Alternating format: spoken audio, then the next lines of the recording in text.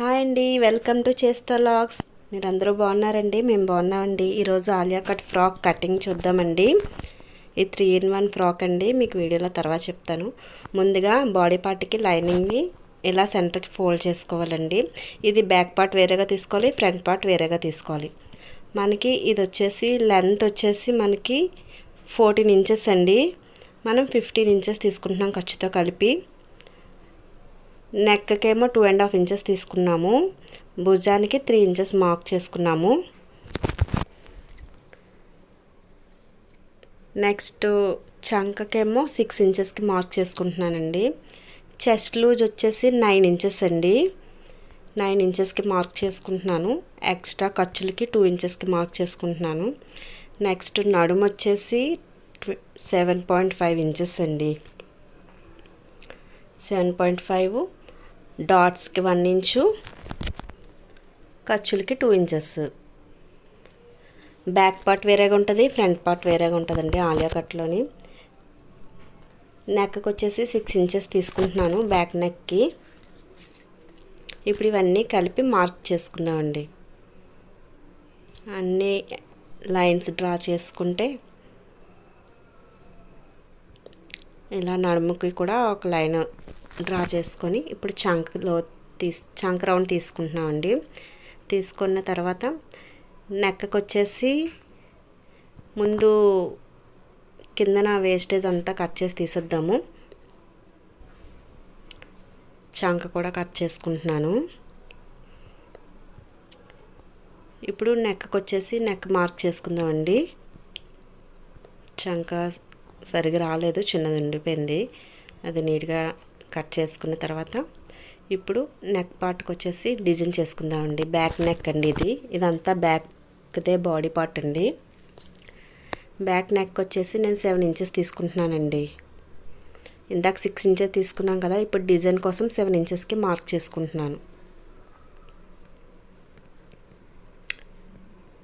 పైన వచ్చేసి 4.5 ఇంచెస్కి మార్క్ చేసుకున్నానండి. పైన 4.5, కింద 7. ఇప్పుడు ఇవి ఒక స్ట్రైట్ లైన్ గీసేసుకుందామండి. రెండిట్ల దగ్గర, 2 మార్కింగ్స్ దగ్గరన పైన చిన్న రౌండ్ ఇచ్చేసి, ఇక్కడ డ్రాప్ షేపు కాదు, అలాగనే రౌండ్ షేప్ కూడా కాదండి. కొంచెం అటుకిటికి మధ్యలో షేప్ డ్రా చేశాను. ఇప్పుడు ఇది మీకు కట్ చేసి ఎలా వచ్చిందో చూపిస్తాను, చూడండి. నెక్ డిజైను ఇలాగా కరెక్ట్గా డ్రా చేసిన దాని మీదకే కట్ చేసుకోవాలండి. అప్పుడు కరెక్ట్గా మనకు డిజైన్ అన్నది వస్తుంది. ఇదిగోటి ఈ విధంగా కట్ చేసుకున్నాను నెక్ డిజైన్. బ్యాక్ నెక్ అండి ఇది. ఇప్పుడు మనం ఫ్రంట్ పార్ట్ కటింగ్ చూద్దామండి. ఇప్పుడు సెంటర్కి ఫోల్డ్ చేసుకోవాలి. ఫ్రంట్ పార్ట్కి డబుల్ ఫోల్డింగ్ ఉండాలి. మనం బ్యాక్ పార్ట్ కట్ చేసి పెట్టుకున్నాం కదండి, దాంతో అవుట్లైన్ ముందు డ్రా చేసుకుందామండి. ఇలా క్లాత్ మీద బ్యాక్ పార్ట్ ఇలా పెట్టేసి సేమ్ అదే విధంగా ఇదిగోండి, ఇది డిజైన్ చేసుకున్నాం కదా, సేమ్ అదే విధంగా ఫోల్డింగ్ రావాలండి. ఫ్రంట్కి కూడా జాయింట్ అది రాకూడదు.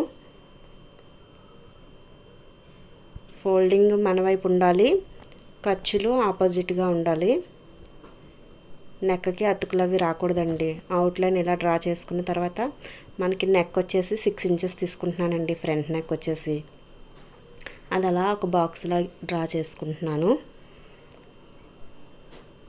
ఇప్పుడు కిందన ఫ్రంట్ పార్ట్కి వచ్చేసి 3 ఇంచెస్ కింద నుంచి 3 ఇంచెస్కి పైకి మార్క్ చేసుకుంటామండి. నెక్ వైపుకి 3 ఇంచెస్కి మార్క్ చేసుకొని కింద డౌన్ సైడ్ 5 ఇంచెస్కి మార్క్ చేసుకొని ఇలా రౌండ్గా మనం బ్లౌజ్కి షేప్ తీస్తాం చూడండి, ఆ విధంగా షేప్ డ్రా చేసుకోవాలండి. ఇప్పుడు నెక్ డిజైన్ డ్రా చేసుకుంటున్నాను నేను. నెక్ ముందు వీ నెక్ పెడదాం అనుకున్నానండి. మళ్ళీ వీ నెక్ నాకు నచ్చక మళ్ళీ డిజైన్ కొంచెం చేంజ్ చేశాను అనమాట. చిన్న మోడల్లా ఇచ్చుకున్నాను.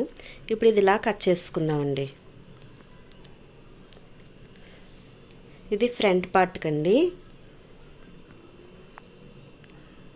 లైనింగే మనం నెక్లు కట్ చేసుకుంటామండి. ఒరిజినల్లో నెక్ కట్ చేయము, అది స్టిచ్చింగ్ చేసిన తర్వాత కట్ చేస్తాము. టోటల్ ఇలా ఇక్కడ చంక లోతు కూడా తీసేసుకుందామండి. కటింగ్లోనే ఒక 1/2 ఇంచు చంక లోతు తీసుకొని డ్రా చేసుకొని కట్ చేసుకుంటున్నానండి.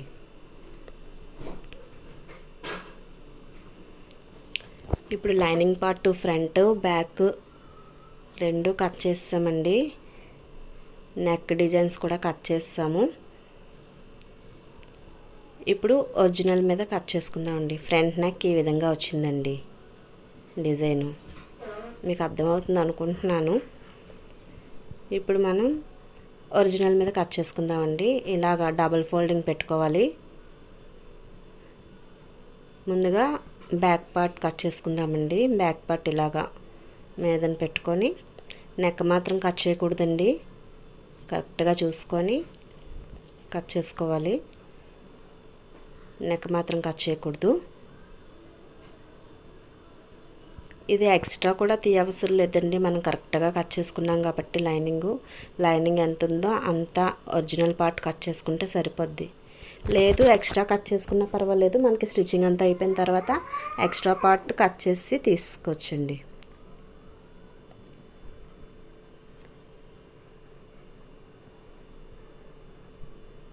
ఇలా బ్యాక్ పార్ట్ ఇలా కట్ చేసుకున్నామండి. మనకి బ్యాక్ పార్ట్ కటింగ్ అది అయిపోయింది. ఇప్పుడు ఫ్రంట్ పార్ట్ కట్ చేసుకుందామండి. మిగిలిన క్లాత్ని మళ్ళీ క్లియర్గా సర్దుకొని నీట్గా అందు మీద ఇప్పుడు ఫ్రంట్ పార్ట్ని లైనింగ్ పార్ట్ని ఒరిజినల్ మీద పెట్టి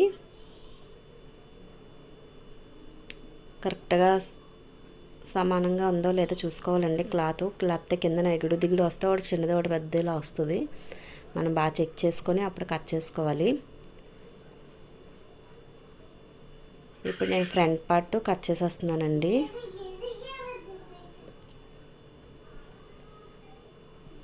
ఇలా వీడియోలో చూపించినట్లుగా కట్ చేసుకుంటే మీకు కరెక్ట్గా వచ్చేస్తుందండి. మనం మొత్తం ఖర్చులతో సహా కలిపి కదా తీసాము. ఇప్పుడు ఈ ఫ్రాక్ ఆలియా కట్ ఉంటుంది, అంబ్రెల్లా టైప్ ఉంటుంది, లేయర్స్ హ్యాండ్స్ కూడా ఉంటాయండి. 3 in 1 ఉన్న ఫ్రాక్ అండి ఇది. మీకు 3 ఒకే వీడియోలో చెప్తున్నాను. తప్పకుండా అందరూ చూడండి, మిస్ అవ్వద్దు. ఇప్పుడు బాటమ్ పార్ట్కి లైనింగ్ 4 ఫోల్డింగ్స్ తీసుకున్నామండి. 2 మీటర్స్ లైనింగ్ అండి. 4 ఫోల్డింగ్స్ పెట్టుకున్నాను. లైనింగ్ పెట్టుకొని మనకి నడుము వచ్చేసి 7.5 ఇంచెస్ కదండి. 7.5 ఇంచెస్కి మార్క్ చేసుకుంటున్నాను. 2 ఇంచెస్ ఎక్స్ట్రా ఖర్చు కోసం మార్క్ చేసుకుంటున్నానండి. ఇది అంబ్రెల్లా షేప్ తీస్తున్నాను. కోన్ షేప్లోని మడత పెట్టచ్చు, కానీ మనకి లైనింగ్ చాలదండి. ఇది పన్నా చిన్న పన్నా.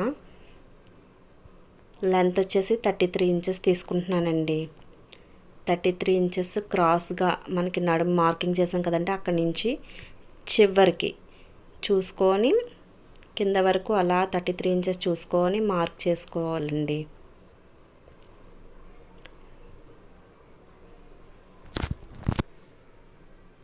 అలా మార్క్ చేసుకుంటే 33 ఇంచెస్ మార్క్ చేసుకుంటే టోటల్ ఒకటే లెంత్లో వస్తుంది మనకి.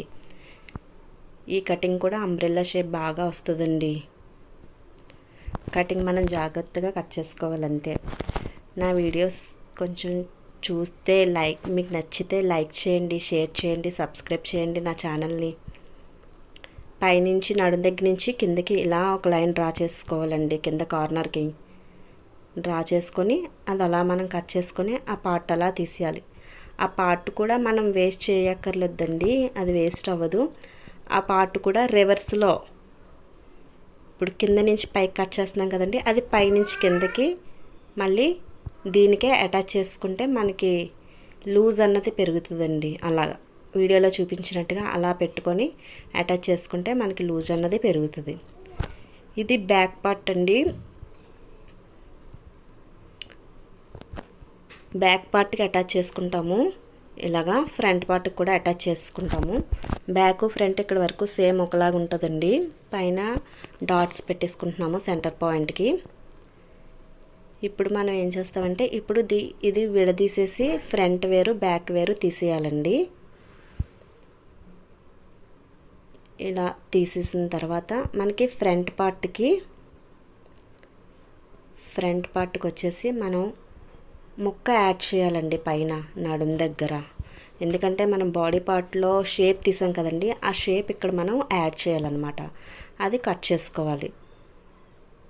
ఇలా క్లాత్ ఇలా పైన పెట్టుకొని 2 ఫోల్డింగ్స్లో పెట్టాలి. క్లాత్ జాయింట్ ఉండాలి. చూడండి, body part front body part ఆ క్లాత్ మీద పెట్టుకొని కరెక్ట్గా మార్కింగ్ చేసుకోవాలండి. ఈ విధంగా మార్క్ చేసుకోవాలి. బాడీ పార్ట్తో మార్క్ చేసుకున్న తర్వాత దాన్ని కింద పార్ట్కి మన బాటమ్ పార్ట్కి అటాచ్ చేసుకోవాలి. ఆ పార్ట్ అది ఒక 1/2 ఇంచ్ గ్యాప్ ఇచ్చి కట్ చేయాలి. మళ్ళీ మనం అది ఖర్చులు అవి తీసుకుంటాం కదండి, అదే పైన అతికేటప్పుడు ఖర్చుల్లోకి వెళ్ళిపోతుంది అనమాట. అందుకు 1/2 ఇంచ్ ఎక్స్ట్రాయే తీసుకోవాలి. ఇది లైనింగ్ పార్ట్ అండి. టోటల్గా ఇలా వస్తుంది. లైనింగ్ పార్ట్ వచ్చేసి పైన బాడీ పార్ట్తో సహా కలిపి మనకి ఈ విధంగా వస్తుందండి. ఇది ఫ్రంట్ పార్ట్ అండి. బ్యాక్ పార్ట్ ఇందాక కట్ చేసాం కదండి, అంతే. మీద నార్మల్గా బ్యాక్ పార్ట్ అటాచ్ చేసుకోవడమే. ఈ సైడ్స్ ఇవన్నీ అటాచ్ చేసుకోవడమేనండి. ఇప్పుడు ఇది మనం ఒరిజినల్ క్లాత్ మీద కటింగ్ చూద్దామండి. ఇప్పుడు ఒరిజినల్ ఫ్యాబ్రిక్ వచ్చేసి నేను 3 మీటర్స్ తీసుకున్నానండి. ఫ్రంట్కి 1.5 మీటర్, బ్యాక్కి 1.5 మీటర్ సపరేట్ చేసుకున్నాను. ఇప్పుడు ఇది బ్యాక్ పార్ట్ కండి. మనకి టోటల్ లెంత్ వచ్చేసి 42 ఇంచెస్ తీసుకుంటున్నానండి. ఖర్చులకి పైన కింద ఖర్చులకి వాటికి పోను 40 ఇంచెస్కి వస్తుందండి. 42 ఇంచెస్కి మనం సర్కిల్లా డ్రా చేసుకోవాలండి. ఇది కూడా కోన్ షేప్లో పెట్టట్లేదు నేను. లైనింగ్ ఏ విధంగా పెట్టానో ఇది కూడా అదే విధంగా పెడుతున్నానండి. పెట్టి ఆ చివరి నుంచి చివరికి 42 ఇంచెస్కి మార్క్ చేసుకుంటున్నాను. చివరి వరకు కూడా మార్కింగ్ చేసుకుంటున్నానండి.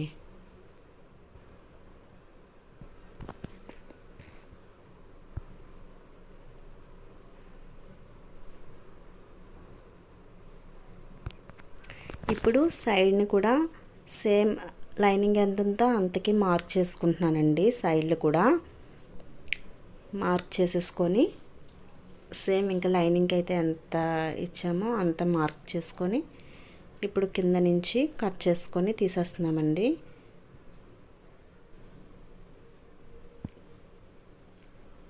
ఇప్పుడు అదేవిధంగా ఇది మనకి బ్యాక్ పార్ట్ అండి. ముందే చెప్పాను కదా, ఇది బ్యాక్ పార్టు. మనం ఇప్పుడు సైడ్ కూడా కట్ చేసుకొని తీసేద్దామండి.